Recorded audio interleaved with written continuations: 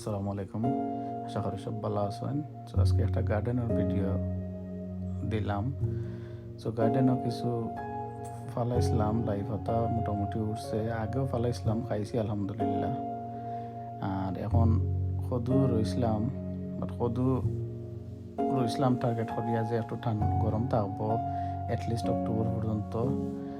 But হঠাৎ করে সেপ্টেম্বরও ঠান্ডা পড়ে গেছে। সো তার লাগি সদু ধরছে আলহামদুলিল্লাহ, ভালো ধরছে, কিন্তু টিকানি যান না।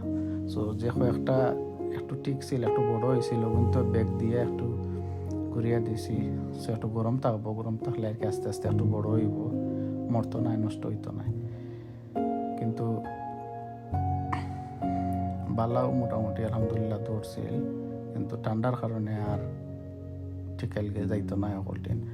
আদারওয়াইজ মোটামুটি আলহামদুলিল্লাহ 20-25টা সদু ধরলো অনেক, আরও বেশিও ধরলো অনেক, কিন্তু ঠান্ডার কারণে আর হইল না। সো নেক্সট ইয়ার ইনশাল্লাহ টাইমলি ট্রাই করবো, ইনশাল্লাহ নেক্সট ইয়ার হইব ভালো।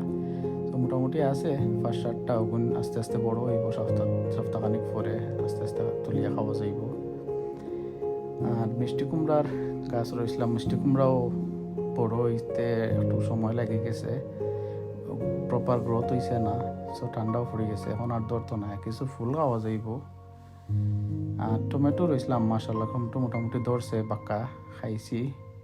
আর এখন যেটা রয়েছে এখন তো ঠান্ডায় গাছ নষ্ট করিল, আর ও তুলিয়া খাইলিম। আর মোটামুটি আলহামদুলিল্লাহ সব ভালো থাকবা আর দোয়া করবা। আসসালামু আলাইকুম।